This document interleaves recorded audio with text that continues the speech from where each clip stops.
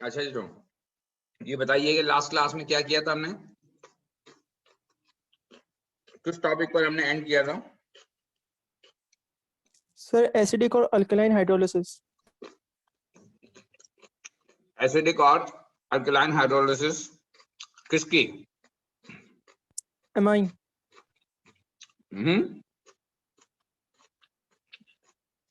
Amide की।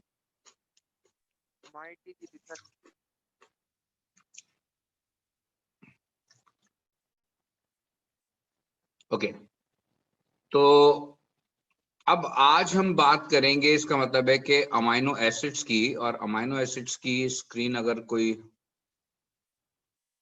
खुल जाती है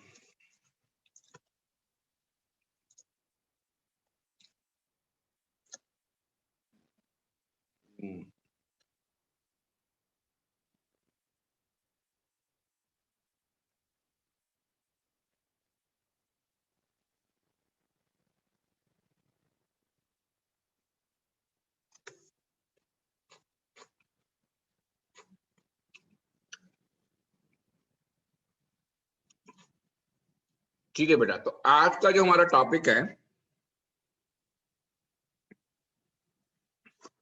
जो हम स्टार्ट कर रहे हैं, ये अमाइनो एसिड है।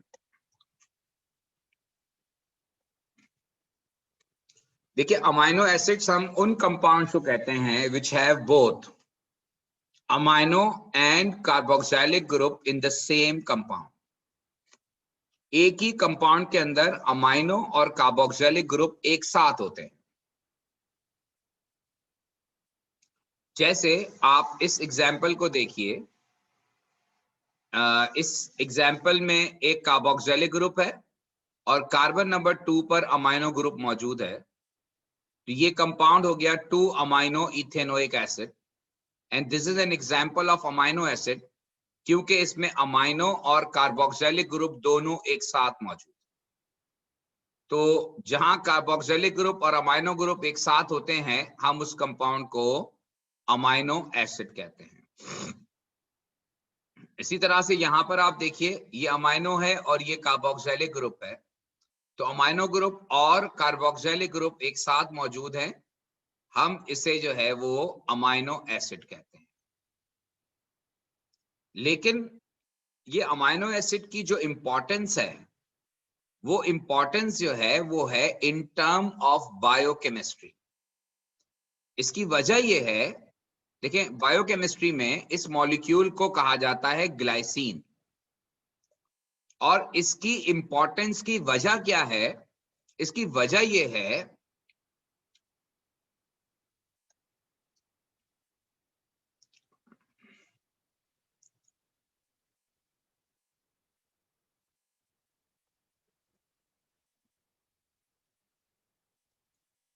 तो मैं ये बता रहा था कि इन कंपाउंड की इंपॉर्टेंस ये है कि ये जो 2 अमाइनो एसिड्स होते हैं, 2 अमाइनो एसिड्स का मतलब यह है कि जिनमें कार्बन नंबर 2 पर अमाइनो ग्रुप होता है, तो ये 2 अमाइनो एसिड जो हैं, they are responsible to make protein molecule in our body.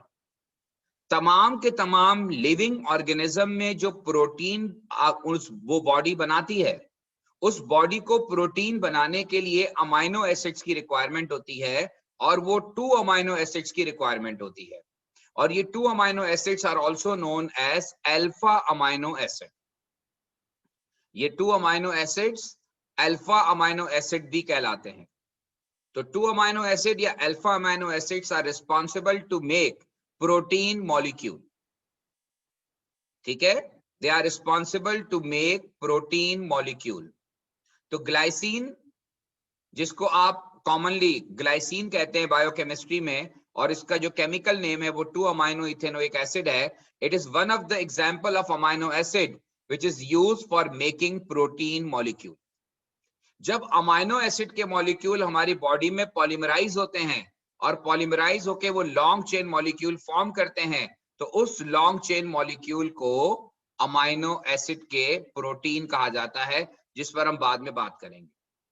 Second example जो मैंने आपको 4 अमाइनो एसिड की दी थी, ये केमिस्ट्री में तो उसकी अपनी इंपॉर्टेंस है, लेकिन बायोकेमिकली ये इंपॉर्टेंट इसलिए नहीं है कि बायोकेमिकली प्रोटीन बनाने के लिए जितने भी अमाइनो एसिड इस्तेमाल होते हैं, there are 20 essential amino acids.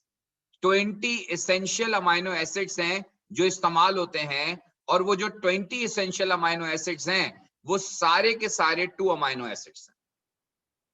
इसका मतलब ये है कि बायोकेमिकली इंपॉर्टेंट जो है वो 2 अमाइनो एसिड्स हैं, और 4 अमाइनो एसिड या कोई और अमाइनो एसिड बायोकेमिकली इंपॉर्टेंट नहीं है। तो ये चीज मैंने आपको बता दी कि they are used for protein making protein molecule. अच्छा, इस वक्त आपके सामने जो डिस्प्लेड है ये कहलाता है general formula of alpha amino acid. Alpha amino acid या 2 अमाइनो एसिड एक ही चीज के दो अलग अलग नाम हैं, 2 अमाइनो एसिड या अल्फा अमाइनो एसिड। ठीक है, बेसिक स्केलेटन समझें। ये कार्बन 1 है, ये कार्बन 2 है, और कार्बन 2 पे अमाइनो ग्रुप मौजूद है। ये कहलाता है general formula of amino acid. एक अमाइनो एसिड दूसरे अमाइनो एसिड से जो मुख्तलिफ होता है, एक अमाइनो एसिड से दूसरे अमाइनो एसिड से जो फर्क है वो है प्रेजेंस ऑफ आर ग्रुप। जब ये आर ग्रुप डिफर करता है तो अमाइनो एसिड भी डिफर करता है। अगर आर ग्रुप सिमिलर होगा तो अमाइनो ग्रुप भी सिमिलर होगा, यानी अमाइनो एसिड भी सिमिलर होगा। So amino acids are differentiated on the basis of presence of R group. और ये आर ग्रुप आपको कहां से पता चलेंगे? इसके लिए आपको चाहिए डेटा बुकलेट।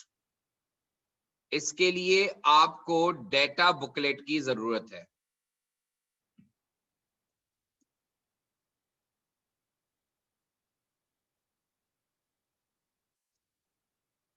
अच्छा जी, अब डेटा बुकलेट में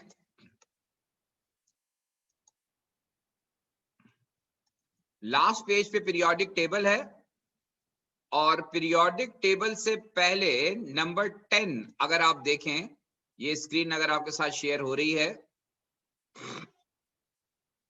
ये नंबर 10 है, name structure and abbreviations of some amino acids. और यहां पर सबसे पहला अमाइनो एसिड लिखा हुआ है एलानीन। ये 3 लेटर एब्रिवेशन इसका एला है, ALA एला। 1 लेटर सिंबल जो है वो कैपिटल A है, और यहां पर आर ग्रुप की जगह जो है वो CH3 चाहिए हमें। आर ग्रुप की जगह जो है वो CH3 आता है। यानी इसका मतलब ये है कि ये basic skeleton of amino acid है जो मैंने बनाया था, जनरल फार्मूला। और यहां अगर आर ग्रुप की जगह CH3 आ गया तो इस कंपाउंड को एलानीन कहेंगे। इसी तरह से अगर आर ग्रुप की जगह CH2CO2H आ जाता है तो इसे एस्पार्टिक एसिड कहते हैं, और इसका 3 लेटर एब्रिविएशन ASP है। आपको डेटा बुकलेट में 10 अमाइनो एसिड आउट ऑफ 20 जो है वो 10 अमाइनो एसिड के 3 लेटर एब्रिविएशन, उनके नाम और उनके आर ग्रुप के बारे में इंफॉर्मेशन गिवन है। आपको ये स्ट्रक्चर लिखना आना चाहिए। पुराने पेपर्स के अंदर एग्जामिनर क्या करता था कि अमाइनो एसिड के स्ट्रक्चर देता था, और अब नए पेपर के अंदर जो है अमाइनो एसिड के स्ट्रक्चर्स गिवन नहीं होते, नाम गिवन होते हैं या 3 लेटर एब्रिविएशंस गिवन होते हैं, और आप उनको देखकर पहले स्ट्रक्चर बनाते हैं। कहां से देखकर? डेटा बुकलेट से देखकर। जैसे अगर आपको एलानीन का स्ट्रक्चर बनाना है तो एलानीन के स्ट्रक्चर में आर ग्रुप की जगह CH3 आएगा। आप देखिए, अब ये मैंने एलानीन का स्ट्रक्चर बनाया है।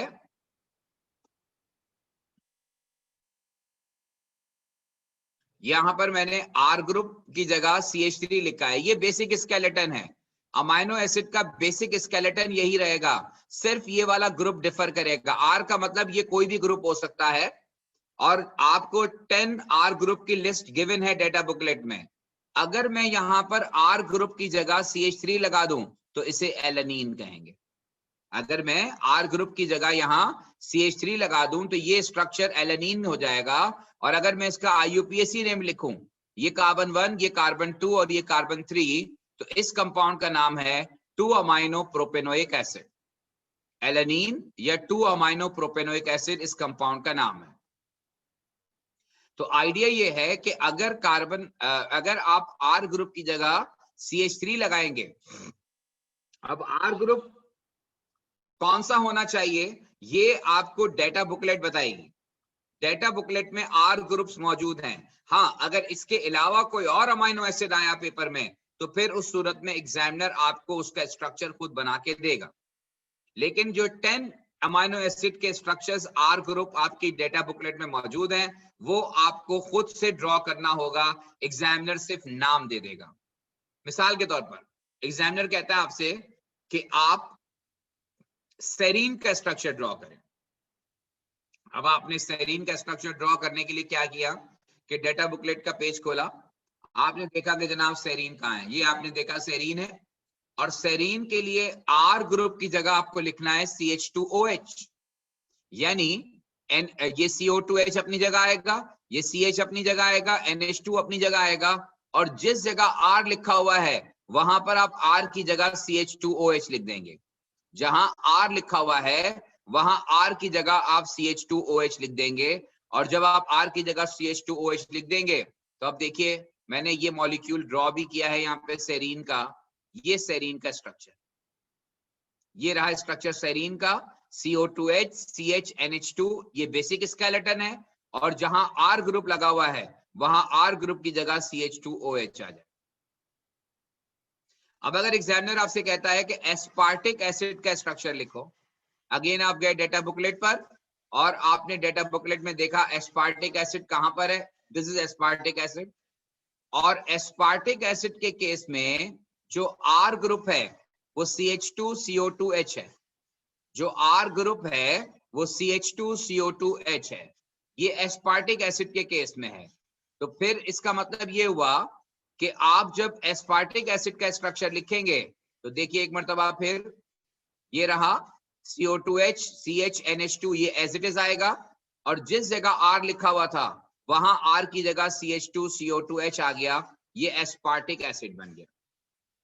तो जो अमाइनो एसिड का आपको नाम लिखा हुआ हो आप वहां पे देखेंगे कि वहां R ग्रुप की जगह क्या लिखा हुआ है। जैसे यहां लाइसिन है, अब लाइसिन के केस में R ग्रुप की जगह लिखा हुआ है 4 मर्तबा CH2 और फिर NH2, तो मैंने इसको शॉर्ट करके लिखा है CH2 टेकिंग 4 NH2, ये स्ट्रक्चर लाइसिन का है। तो इस तरह से मुख्तलिफ अमाइनो एसिड्स के स्ट्रक्चर्स आप लिख सकते हैं। अब ये डिफरेंट स्ट्रक्चर्स आप खुद लिख सकते हैं, आपको सिर्फ R ग्रुप की जगह R जहां लिखा हुआ है वहां R की जगह जो है वो लिखना होगा जो आपको डेटा बुकलेट में गिवन। बाकी जो बेसिक स्केलेटन है ऑफ अमाइनो एसिड वो उसी तरह रहेगा जैसा मैंने आपको बताया।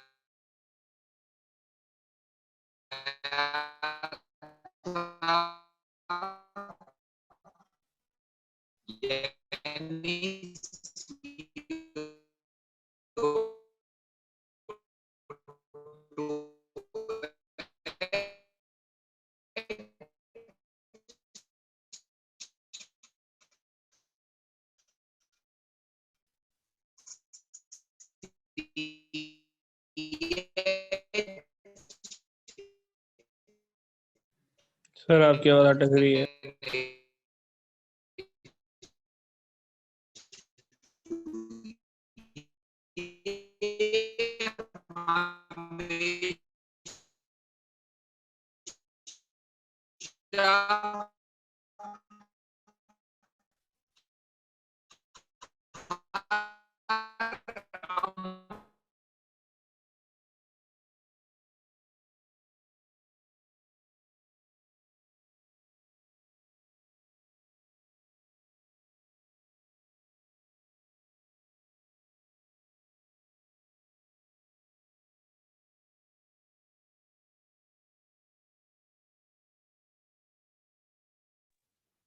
जी होपफुली आवाज ठीक हो गई होगी।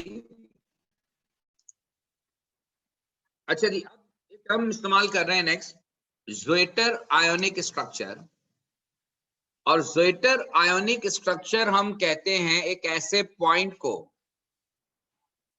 जहां पर पार्टिकल जो है वो आइसो इलेक्ट्रिक पॉइंट होता है।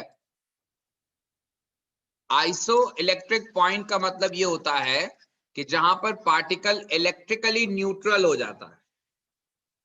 इलेक्ट्रिकली न्यूट्रल होने का मतलब यह है कि उस एक पार्टिकल पर पॉजिटिव और नेगेटिव चार्जेस दोनों एक साथ आ जाते हैं। पॉजिटिव और नेगेटिव चार्जेस एक साथ आ जाते हैं। जैसे देखें NaCl में भी वैसे अगर आप NaCl कंसीडर करें तो NaCl को जब आप वाटर में डिसॉल्व करते हैं तो वो अपना Na पॉजिटिव आयन अलग हो जाता है, Cl नेगेटिव आयन अलग हो जाता है, यानी कि NaCl का जो एक्वस सॉल्यूशन है उसमें पॉजिटिव आयन अलग और नेगेटिव आयन अलग होता है। लेकिन जो ज़ोइटर आयन होता है वो ऐसे स्ट्रक्चर को कहा जाता है जिसमें with in a molecule, within the ion, within the compound, both positive and negative charges present on the same ion or compound. यानी एक ही कंपाउंड के अंदर पॉजिटिव और नेगेटिव दोनों चार्जेस मौजूद होते हैं। अब मैं आपको इसकी वजह बताता हूं। ये आपके सामने इस वक्त जो स्ट्रक्चर नजर आ रहा है ये ग्लाइसिन का स्ट्रक्चर है। ग्लाइसिन में R ग्रुप की जगह H आता है।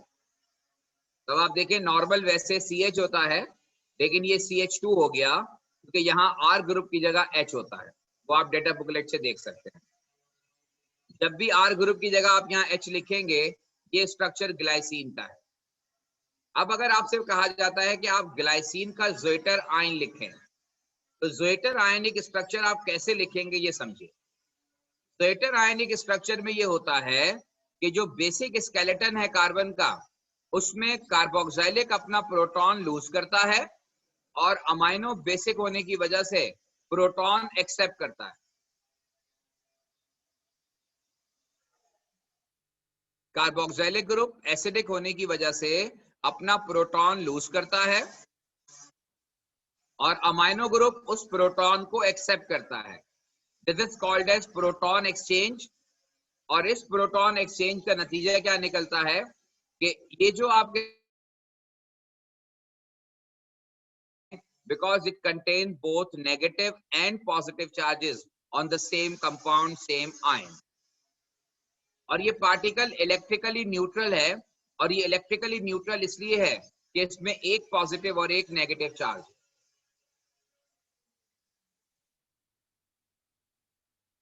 इसमें एक पॉजिटिव और एक नेगेटिव चार्ज।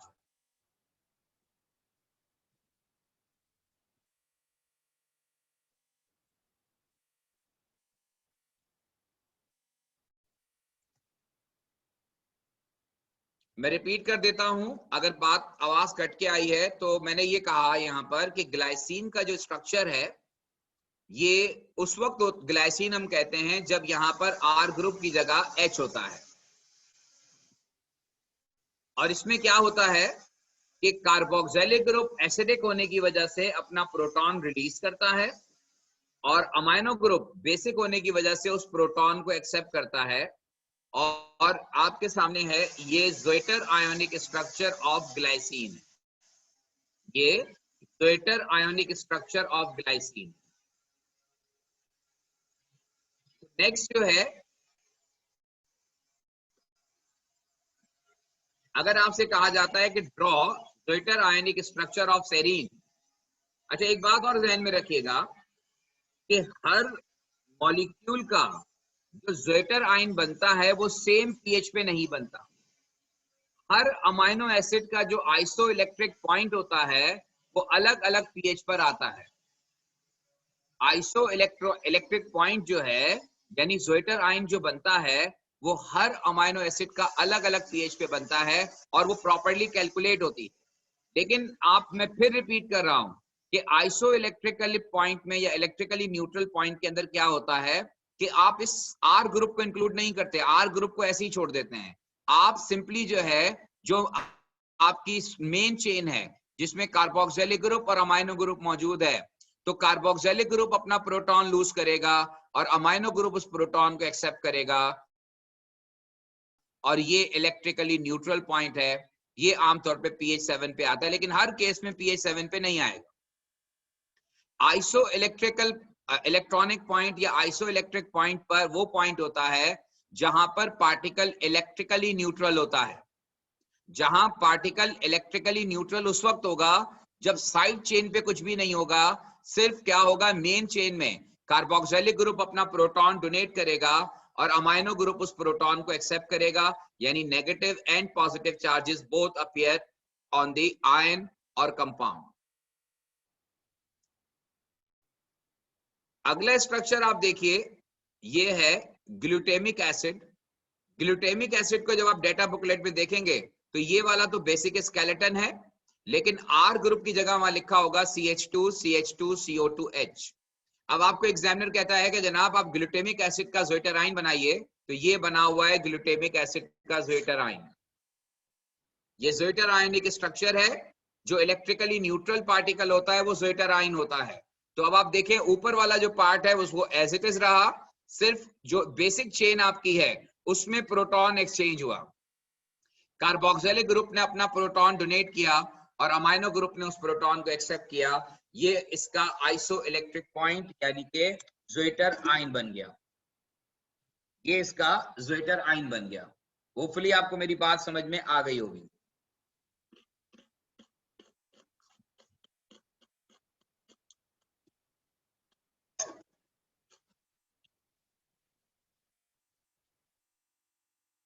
अच्छा, अब एक बात और होती है कि एग्जामिनर आपको ज़्वेटर आयनिक स्ट्रक्चर के साथ साथ different structure at different pH भी बनवाता है। अब जैसे यहां मैंने शो किया है, सवाल आपसे यह है कि draw structure of glutamic acid at pH 13। Draw structure of glutamic acid at pH 13। अब pH 13 का मतलब यह है कि ये स्ट्रॉन्ग अल्कलाइन pH यानी बेसिक pH है, ये अल्कलाइन pH है। और अल्कलाइन pH पर क्या होता है? अल्कलाइन pH का मतलब यह है कि acidic part of molecule react करेगा। अल्कलाइन pH का क्या मतलब है कि एसिडिक पार्ट ऑफ मॉलिक्यूल जो है वो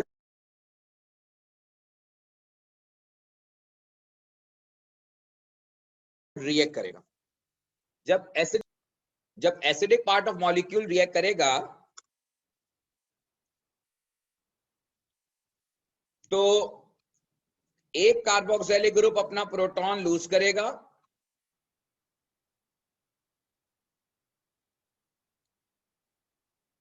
बेटा अवताश मेरा ख्याल है आपके पास भी कनेक्शन का प्रॉब्लम है, जरा उसको चेक करें। क्या तमाम लोगों को जो है वो आवाज में प्रॉब्लम हो रहा है? काइंडली रिप्लाई कीजिएगा।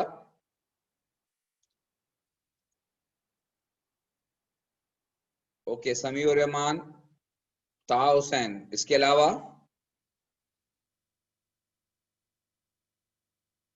अरम महमूद। ओके, और कोई? राइट। अच्छा, अब मेरी आवाज ठीक आ रही है, बताइएगा। अब मेरी आवाज सही आ रही है?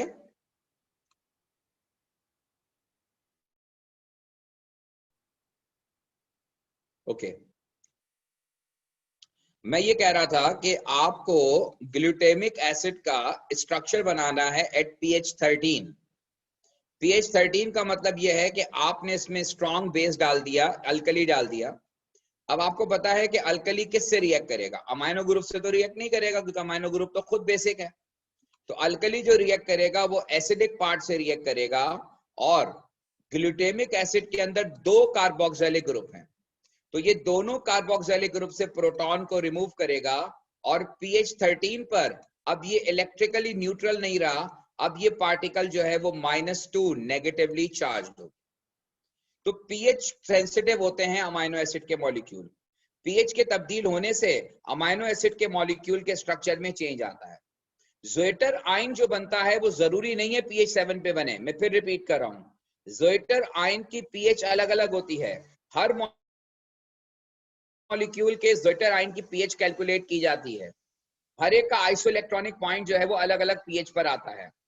लेकिन जिस पीएच पर ज़्विटर आयन बनता है, अब अगर आपने उससे पीएच ज्यादा बढ़ा दी तो वो अपना प्रोटॉन लूज करेगा, अगर आपने पीएच उसकी कम कर दी तो वो अपना प्रोटॉन जो है वो एक्सेप्ट करना शुरू कर देगा।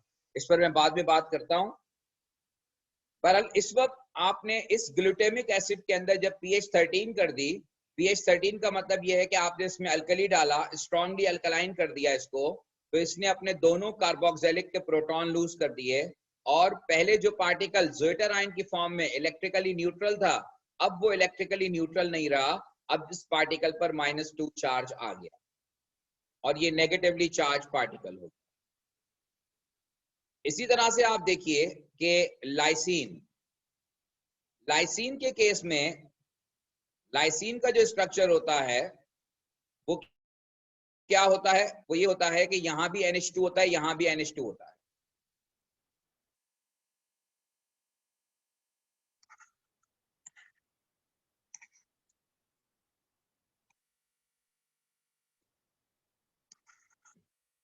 ये लाइसिन का स्ट्रक्चर है। अब आपसे एग्जामिनर ये कह रहा है, फर्ज करें पहले तो उसने कहा कि जी ड्रॉ स्ट्रक्चर ऑफ लाइसिन, वो आपने बना दिया, ये लाइसिन हो गया डेटा बुकलेट से देखकर। फिर आपसे वो ये कहता है कि इसका ज़्विटर आयनिक स्ट्रक्चर बनाओ। तो जब आप लाइसिन का ज़्विटर आयनिक स्ट्रक्चर बनाओगे तो लाइसिन का ज़्विटर आयनिक स्ट्रक्चर में क्या होगा, CH CO2 negative NH3 positive, और जो R ग्रुप है उस R ग्रुप पे कोई फर्क नहीं पड़ेगा, वो R group as it is आएगा। ये है लाइसिन का ज़्विटर आयोनिक स्ट्रक्चर। ये वो स्टेज है जहां पर ये इलेक्ट्रिकली न्यूट्रल होगा। और मैं फिर रिपीट कर रहा हूं कि इसकी जो पीएच होगी वो 7 होना जरूरी नहीं है।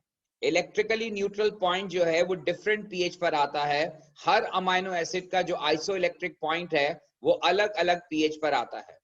लेकिन ज़्विटर आयन बनाने का कॉन्सेप्ट यही है कि आर ग्रुप पे कोई फर्क नहीं पड़ेगा, सिर्फ जो बेसिक चेन है उसके दरमियान प्रोटॉन एक्सचेंज होगा। बेसिक चेन का कार्बोक्सिल एक अपना प्रोटॉन लूज करेगा और अमाइनो ग्रुप उस प्रोटॉन को एक्सेप्ट करेगा।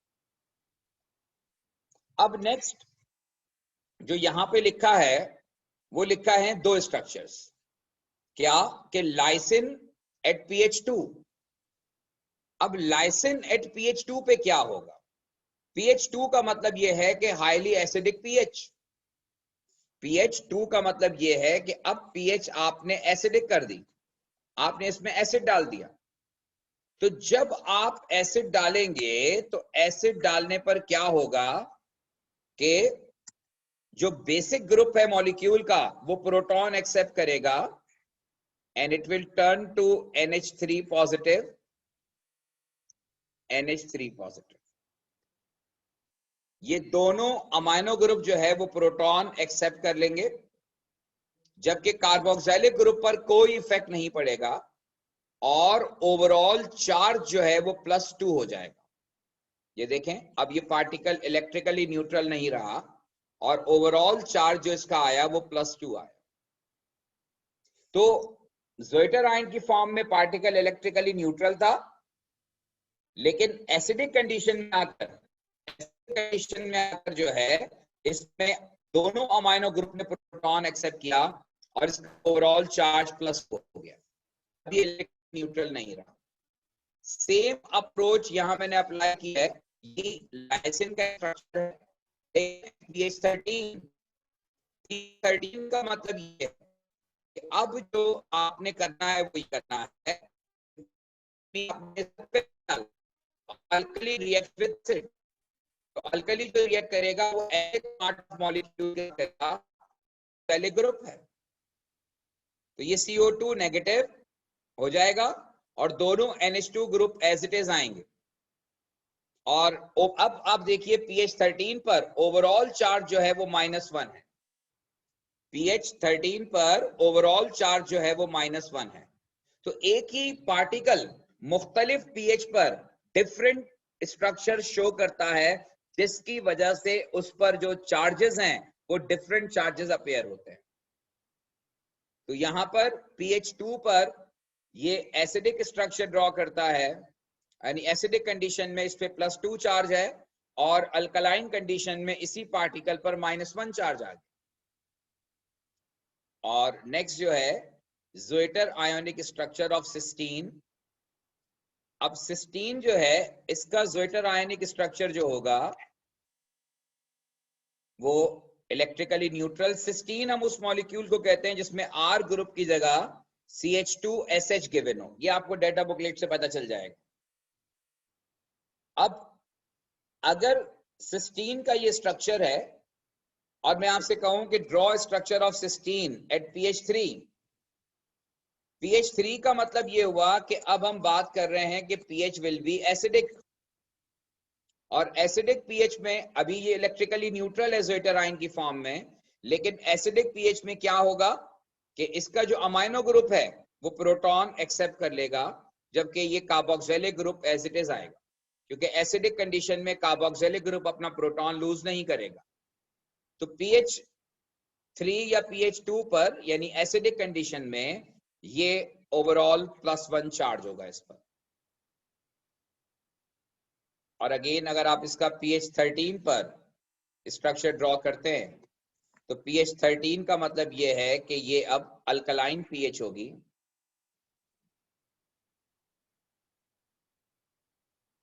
pH 13 जो है वो अल्कलाइन pH होगी। और अल्कलाइन pH का मतलब ये है कि CH2SH है यहां पर, और अल्कलाइन pH में इसने क्या किया, प्रोटॉन लूज कर दिया। कार्बोक्सिलिक ग्रुप ने अपना प्रोटॉन लूज किया और अमाइनो ग्रुप पर कोई इफेक्ट नहीं पड़ेगा। इसलिए अब आप देखें कि pH 13 पर ओवरऑल चार्ज जो है वो -1 हो गया। ओवरऑल चार्ज जो है वो -1 हो गया pH 13 पर। ये है story related to structure of cysteine zwitter ionic form में, और फिर pH 3 या 2 एसिडिक कंडीशन में, और फिर ये अल्कलाइन कंडीशन।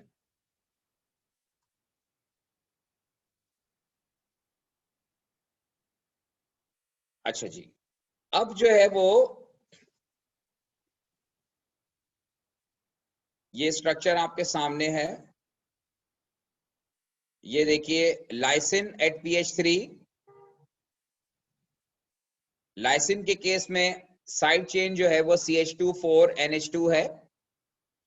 तो pH 13 पर, और ये मतलब मकसद ये है कि आपको ये सेकंड कॉन्सेप्ट है। पहला काम कि आपको नाम से अमाइनो एसिड का स्ट्रक्चर ड्रॉ करना आना चाहिए। अगला स्टेप ये है कि आपको ये मालूम होना चाहिए कि अगर हम pH को तब्दील करेंगे एसिडिक या अल्कलाइन तो स्ट्रक्चरली क्या चेंज आएगा। pH को तब्दील करने से स्ट्रक्चरली मॉलिक्यूल में क्या चेंज आएगा, तो वो आपको डिसाइड करना होगा।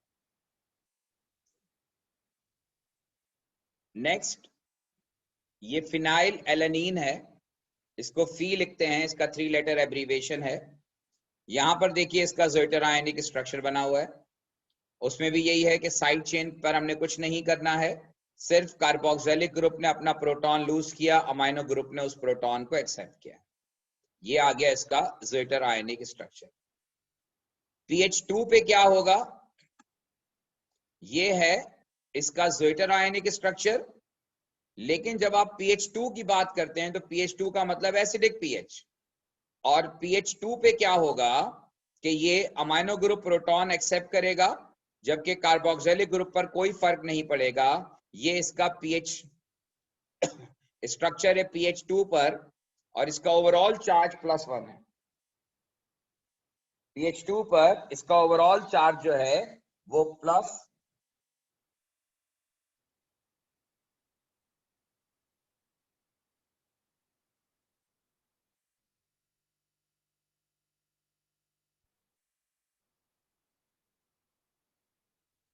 ठीक है बेटा, क्लियर हो गई ये बात।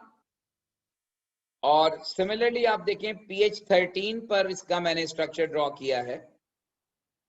pH 13 का मतलब ये है कि बेसिक pH, और बेसिक pH पर क्या होगा कि इसका जो एसिडिक पार्ट है वो अपना प्रोटॉन लूज करेगा, जबकि बेसिक पार्ट पर कोई इफेक्ट नहीं पड़ेगा, और ये जब प्रोटॉन अपना लूज करेगा तो ओवरऑल -1 चार्ज आ जाएगा, ओवरऑल -1 चार्ज आ जाएगा प्रोटॉन लूज करने के बाद।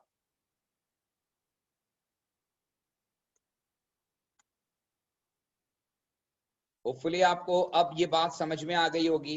देखिए, कॉन्सेप्ट जो एस्टैब्लिश करना है वो ये कि आप डेटा बुकलेट से अमाइनो एसिड का स्ट्रक्चर लिखने की प्रैक्टिस करनी है आपको।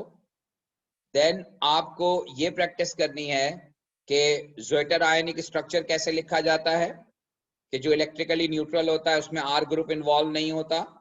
फिर आपको ये पता होना चाहिए कि आइसो इलेक्ट्रिक पॉइंट पर ज़्वेटर आयन बनता है जहां पे इलेक्ट्रिकली पार्टिकल न्यूट्रल होता है, और वो जरूरी नहीं होता कि pH 7 पर हो, वो किसी भी pH पर हो सकता है, और जो भी pH पे उसका आइसो इलेक्ट्रिक पॉइंट आता है नॉर्मली वो क्वेश्चन में आपको गिवन होगा।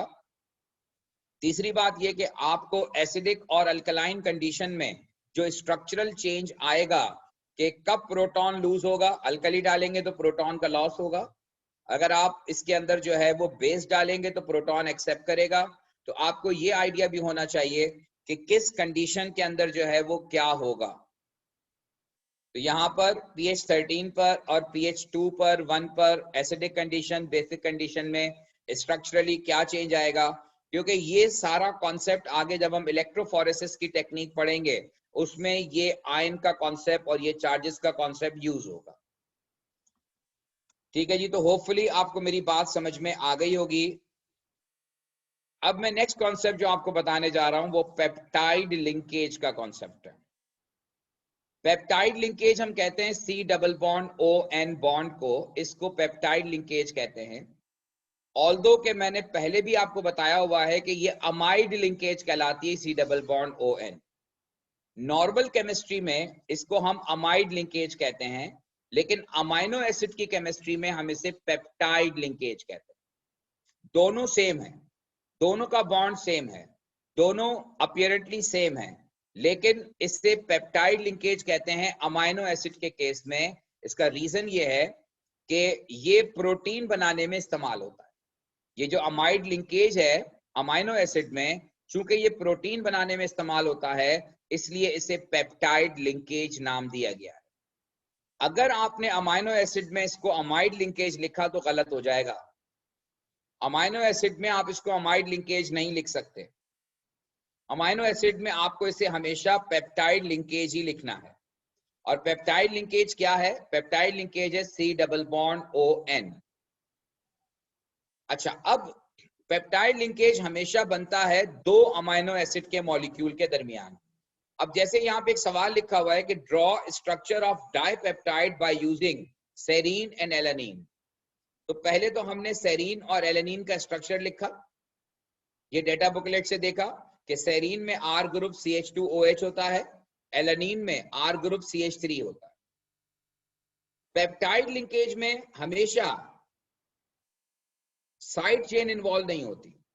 पेप्टाइड लिंकेज जब भी बनता है साइड चेन इन्वॉल्व नहीं होती, क्योंकि ये बायोमॉलिक्यूल्स हैं। हमारी बॉडी के अंदर प्रोटीन कैसे बनता है, पेप्टाइड लिंकेज कैसे बनता है, ये हमें डिस्कस करना है। यहां पर लफ्ज डाइपेप्टाइड का मतलब है combination of two amino acids having one peptide linkage. Combination of two amino acids having one peptide linkage, इसे हम डाइपेप्टाइड कहते हैं। आमतौर पर स्टूडेंट डाइपेप्टाइड का मतलब ये समझते हैं कि दो पेप्टाइड बॉन्ड्स। तो यहाँ पर डाइपेप्टाइड का मतलब दो पेप्टाइड बॉन्ड्स नहीं है, बल्कि डाइपेप्टाइड का मतलब है combination of two amino acids having one peptide linkage. दो अमाइनो एसिड मिलेंगे एक पेप्टाइड लिंकेज के थ्रू, हम इसे डाइपेप्टाइड कहते हैं। अब जैसे आप देखिए, ये मैंने पहला मॉलिक्यूल लिखा है सेरीन का, दूसरा मॉलिक्यूल लिखा है एलानीन का। ये रिएक्शन जो dipeptide, tripeptide, tetrapeptide and then polypeptide, ये सारे रिएक्शन होते हैं हमारी बॉडी में इन प्रेजेंस ऑफ एंजाइम। और उसमें तरीका ये होता है कि जो मॉलिक्यूल आपने पहले लिखा है उसके कार्बोक्सिलिक ग्रुप का OH, और जो मॉलिक्यूल आपने बाद में लिखा है अमाइनो एसिड उसका H, NH2 का H, ये दोनों मिलकर वाटर मॉलिक्यूल की फॉर्म में रिलीज हो जाते हैं।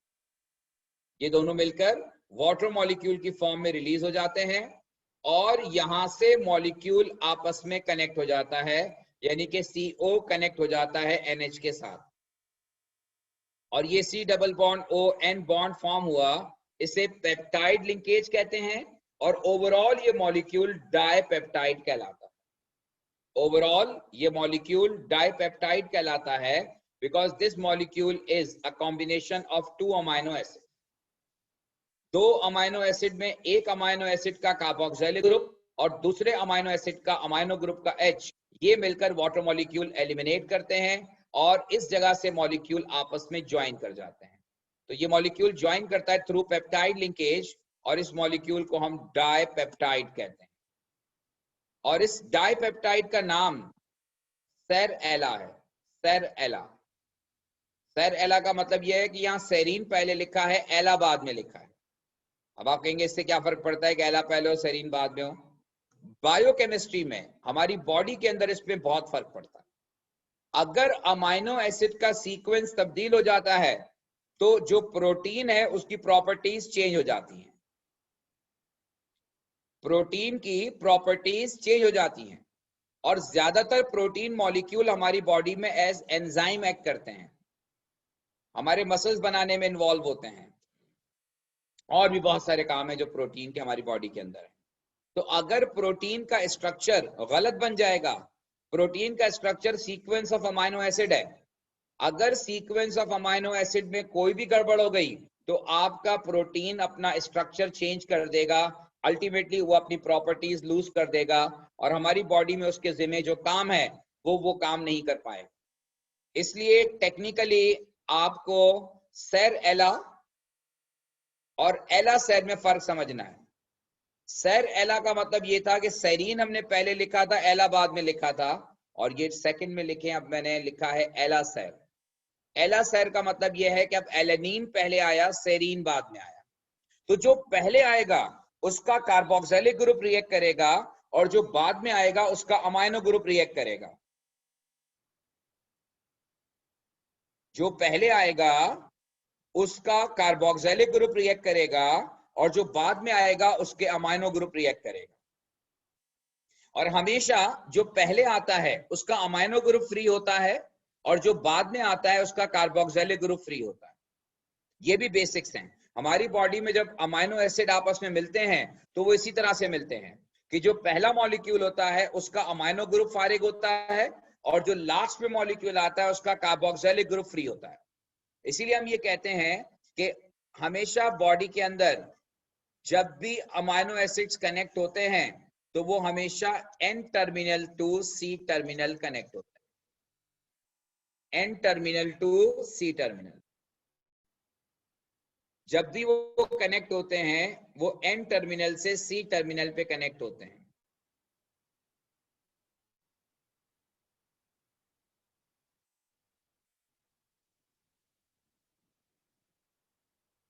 होपफुली आपको मेरी बात समझ में आ गई होगी।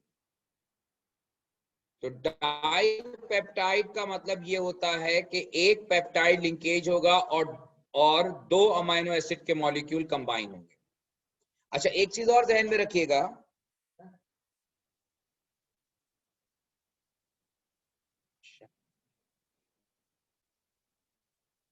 जाओ भाई, ऊपर नहीं होगा।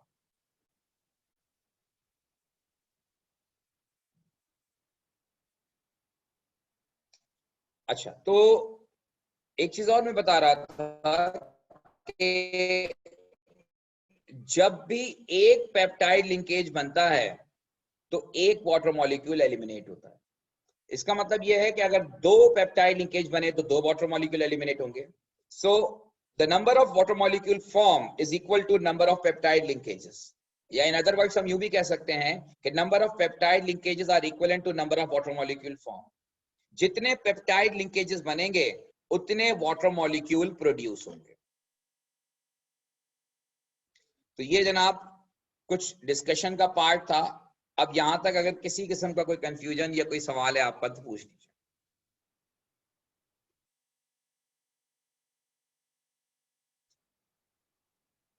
कोई भी question related to peptide linkage, dipeptide,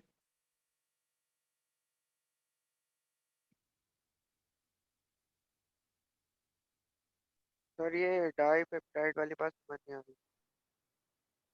dipeptide का मतलब है combination of two amino acid, बस थ्रू पेप्टाइड लिंकेज, जिसको हम कॉमन केमिस्ट्री में अमाइड लिंकेज कहते हैं। उस मॉलिक्यूल को डाइपेप्टाइड कहा जाता है जिसमें एक पेप्टाइड बॉन्ड होगा। उस मॉलिक्यूल को जिसमें एक पेप्टाइड बॉन्ड होगा उसे हम डाइपेप्टाइड कहते हैं, और वो हमेशा दो अमाइनो एसिड के मिलने से बनेगा। जैसे ये इस वक्त आपके सामने इक्वेशन है, दो अमाइनो एसिड के मॉलिक्यूल हैं, एक सेरीन और एक एलेनिन। तो सेरीन का OH जो पहले लिखेंगे उसमें OH, और जो बाद में लिखेंगे उसका H, ये मिलकर आपस में पेप्टाइड लिंकेज फॉर्म करेंगे। ये हमेशा एंजाइम की प्रेजेंस में रिएक्शन होता है, इसलिए बॉडी टेम्परेचर पे ये रिएक्शंस होते हैं, क्योंकि एंजाइम इस रिएक्शन को एक्टिवेट करते हैं। अब क्लियर हो गई बात?